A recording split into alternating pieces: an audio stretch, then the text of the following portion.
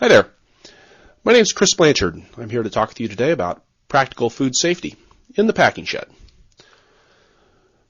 Food safety is not just a legal responsibility, but a moral and ethical obligation that we all have as farmers with our customers. We need to be aware at all times. Obviously, it's just bad business to get your customers sick, possibly kill them.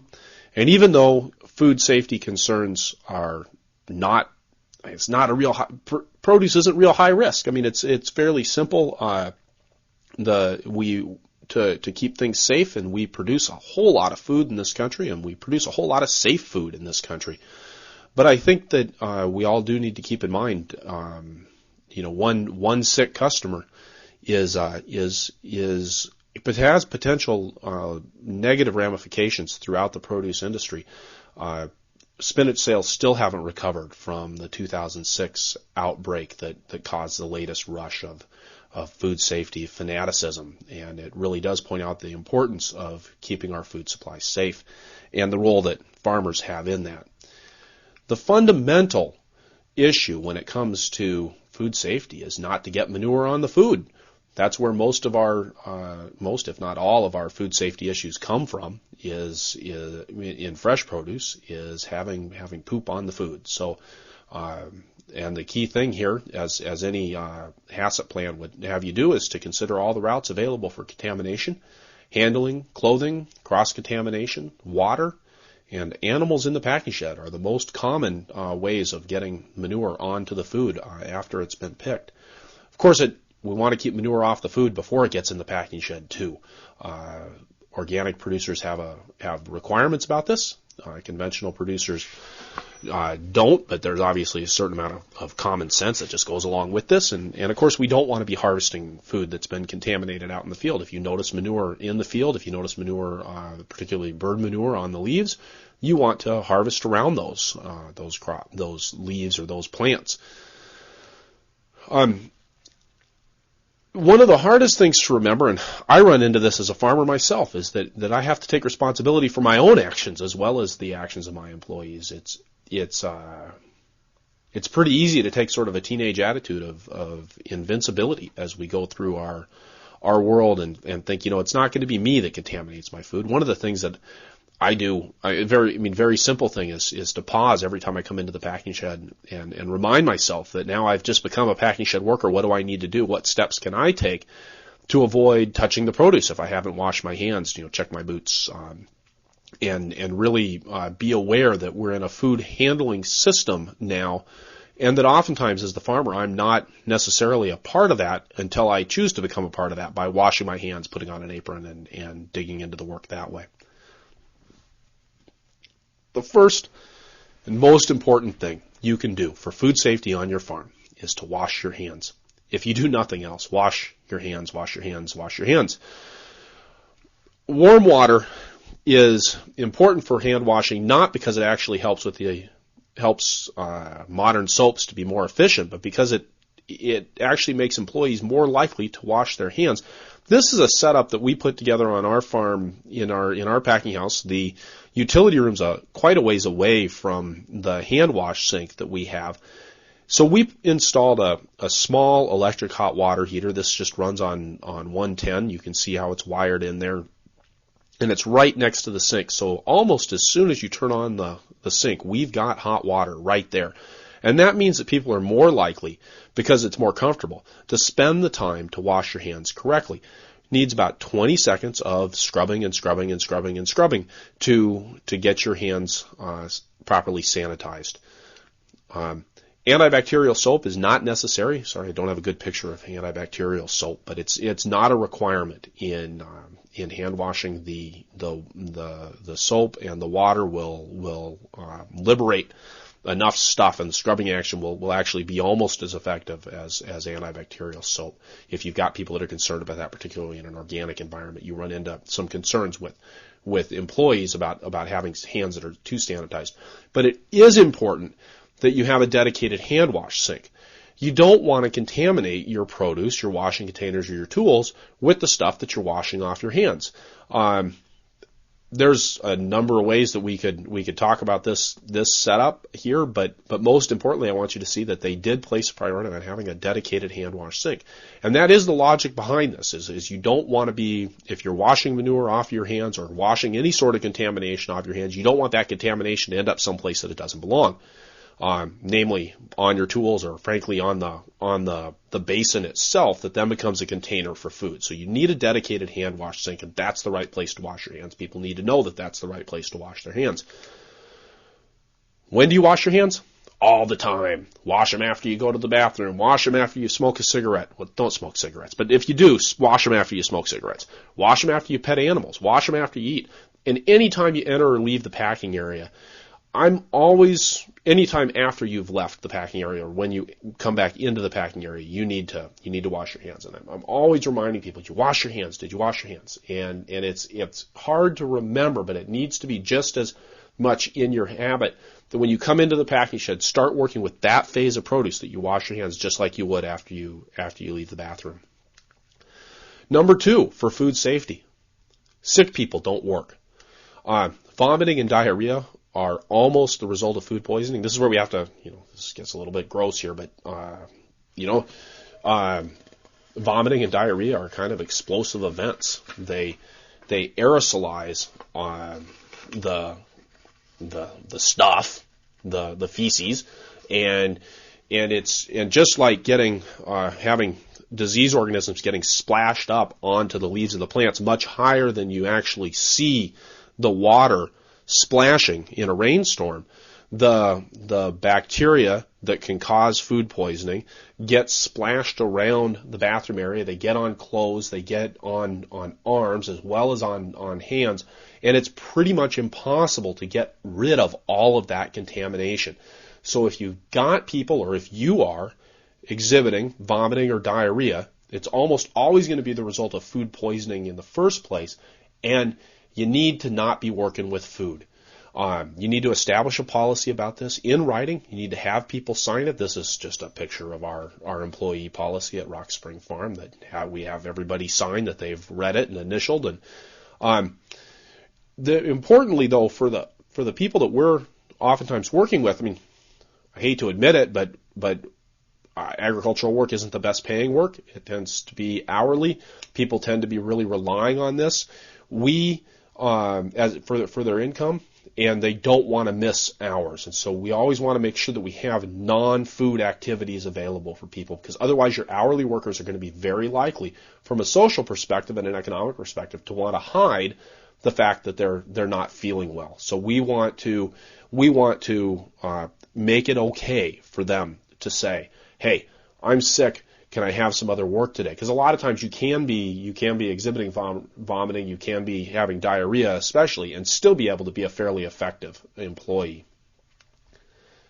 You need to shut out the animals out of your packing shed.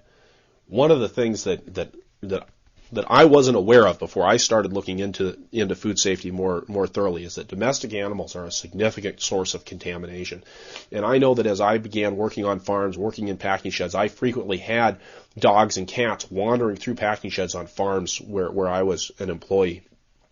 But we need to be aware of that. And all you have to do is think about what your dog licks. And you kind of go, oh, yeah, that's right. My dog, this is Miles, he likes to roll around in dead stuff.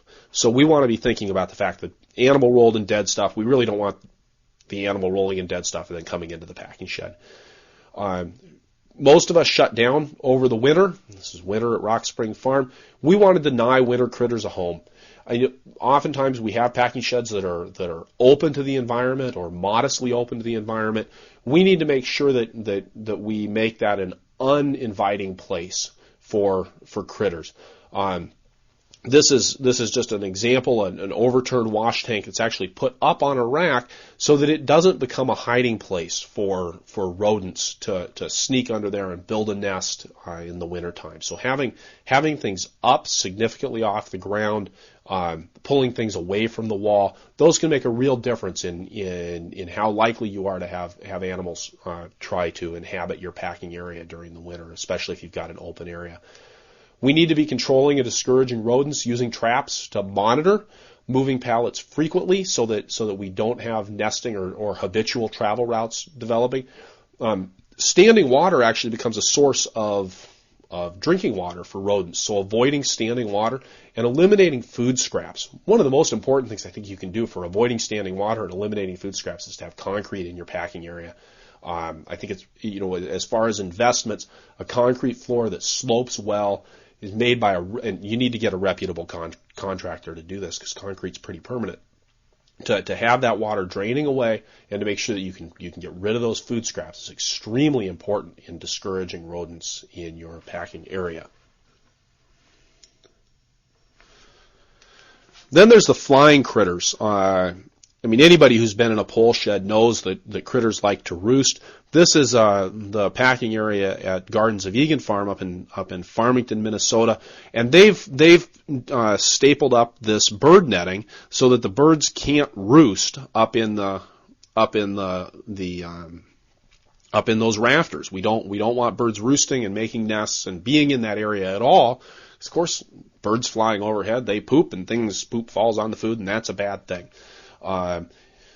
So anything you can do to secure those rafters against letting the birds get in, and this does require some maintenance. You could use some chicken wire, probably wouldn't require as much maintenance, but is going to cost a little bit more. This is, I actually think this was deer control fence that you can get from garden supply catalogs now. It comes in 6 or 8 foot heights, but it's very lightweight. It staples up nice and quick and easily with just a staple gun.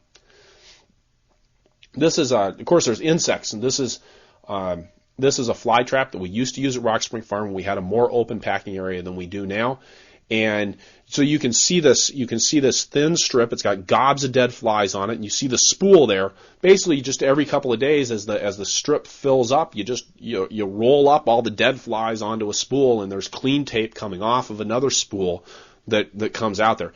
Flies are really attracted to skinny things, and so we could just fill this thing up with flies, and it made a dramatic difference in the population that we had of flies.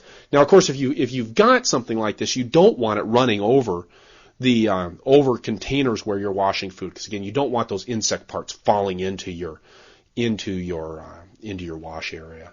Of course, then there's minimizing your insect populations on the farm by minimizing manure, especially near the packing shed. A lot of us small farmers have diversified farms. We might have chickens or sheep or cows, and we really just want to be aware, even though it may be cool to graze near your packing shed, it may feel picturesque. It may feel like that's the easiest way to get to that really steep slope that you got behind your packing shed. You just don't want that manure anywhere near the packing shed. You don't want people tracking it in, but you also don't want insect populations developing on it. Securing and removing your waste. This was one of the coolest things that I saw in all of the farm visits that I did over the last 12 months. I've been to 7 or 8 different farms to look at their packing sheds, and this was one. This is what do they call this? A bin dumper, and so this was a metal container. They can pick this up with the forklift, and it actually, when you pull a trip lever on the back, it just tips forward and dumps that stuff out. But in the meantime, rodents don't have any access to it. If you've ever used, a lot of people use these 20-bushel wooden bins to store their produce waste in until they're ready to move it to a compost pile. Those are very accessible to rodents, and this would allow somebody to have something that maybe they're actually storing overnight, but at least it's secured, and then they can remove it away from the packing shed. And you want, we want to have our compost piles at least close enough that it's accessible, but it does need to be far enough away to avoid rodent contamination. Cleaning and sanitizing. This is something a lot of people don't understand, but we need to follow a several-step process when it comes to cleaning and sanitizing the equipment that we're using in the packing shed. It's actually a 4-step process of rinsing, cleaning, rinsing again, and sanitizing.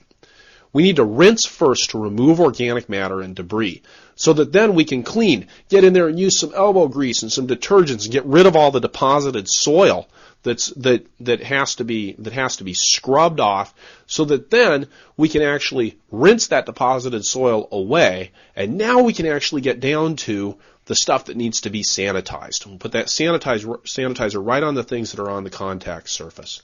Okay, we want to be doing this at the end of the day, and then we want to sanitize again before starting work, assuming that things have stayed clean. If you've got an open environment where there's dust and debris blowing in, you may need to clean and sanitize at the end of the day to reduce those bacterial populations just as far as you can, and then at the beginning of the day again to make sure that you haven't had anything blowing in overnight. If you've got a good clean environment, you probably just need to sanitize again at the beginning of the day. Water testing. Doesn't this just make sense? You want to wash your produce in clean water. We need to do this quarterly or so. If you're not washing produce in the winter, you don't need to test your water in December or January. But if you are washing your produce in the winter, you do need to be testing your water on a quarterly basis. Okay, and this is the University of Iowa's hygienic laboratory. If you just Google water testing, University of Iowa, you can get to their sampling page, and it tells you how to go about this. Obviously, use clean water. Don't use surface water for washing your produce. Turtles and fish and cows are all doing their business in there, and again, you've just got too much potential for manure contamination. We need to be smart about this, and everybody needs to take responsibility for avoiding the sorts of regulations that could ruin small-scale agriculture in this country. If we end up with people really clamping down, we need to be smart enough to use well water or use city water, and to have that water tested on a regular basis to make certain that we aren't contaminating our produce with manure via our water supply. Clothing contamination is actually a huge problem. Kind of funny. Hats. People wear their hats everywhere, and you get your hat, you get stuff on your hat, stuff falls off your hat and then into your produce. If you're gonna wear a hat like these folks are in the background of this picture, you want to change your hat when you come into the packing shed. Have a dedicated packing shed hat. Aprons, and here I'm actually wearing a pair of bib overalls, similar to what you might find on a fishing boat. They prevent contamination, but then they also keep you dry. And you can see here that I'm pulling a crate of produce out of the water, and you can see that I've got these nice long gloves on, which are keeping my hands dry, which is nice because then they stay warm. The other advantage that has then is my sleeves, as they are in contact with the produce, or my arms. I'm not contaminating anything with that. And then if I do have any contamination on my shirt because I was petting my cat before I came to work, it not only keeps me dry, but it keeps that contamination from getting onto the produce. You absolutely do not want to move from animal husbandry to vegetables. If we're going to be thinking about food safety, this is just critical. You can do a lot to sanitize your clothing, and especially things like your boots. But you get manure. You run into a sheep, and the sheep's got manure on her side, and you run into the sheep, and then you've got manure on your pants or on your shirt. That's not readily going to come off unless you change your clothes. So we always want to either be moving from produce to working with animals, or we want to be changing our clothes, or wearing coveralls whenever we're with animals, or doing whatever we can to prevent that manure contamination. But best of all is to move from clean operations to dirtier operations. It's just like doing your dishes. You clean the glasses first because then they're going to come out clean and non-greasy, and then you do the greasy plates. So we want to clean the vegetables first, and then we want to go move the animals or collect the eggs or do whatever it is we need to do with our livestock. Function separation is also kind of, I guess, not a critical element, but it begins to get at just really thinking hard about moving from dirty to clean. We want to get things clean, and then we want to keep it clean. This is a really nice example here of a packing area at Featherstone Farm, and you can see in this picture down at the far end of this narrow work area, they've got dirty carrots down there. These guys are down there scrubbing. They're in their aprons. They've got mud and water, and you can see the mud on the floor there. They've got mud and water going everywhere, and they're getting dirty. They're putting those carrots into a brush washer. They come out of the brush washer clean, and they get down to this guy who's got all these nice clean boxes, clean liners. This makes good sense if you're going to clean your produce to have it be clean anyways.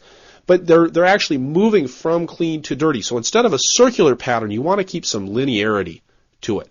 Keep things moving along a line and clearly separate the clean end of your operations from your dirty end of your operations. If you're doing any sort of bagging or anything, you might want to think about keeping it cleaner. This is what we've done in our packing shed at Rock Spring Farm. We actually put in a physical, these are bi-swing doors. All you have to do is bump into them and they open up. We made it wide enough to run a pallet in and out. But on the side of the door where I took the picture, this is our washing area, so we're getting the produce clean. And then in this room, this is where we do any bagging or any putting things in clamshells, anything like that, where we're really wanting to keep it very clean. And you can see that we've actually put the hand wash sink is right outside of that room, so that whenever you go into that room, hands get washed again, even if all you've been doing is working with Swiss chard out in sanitized water out in the packing shed.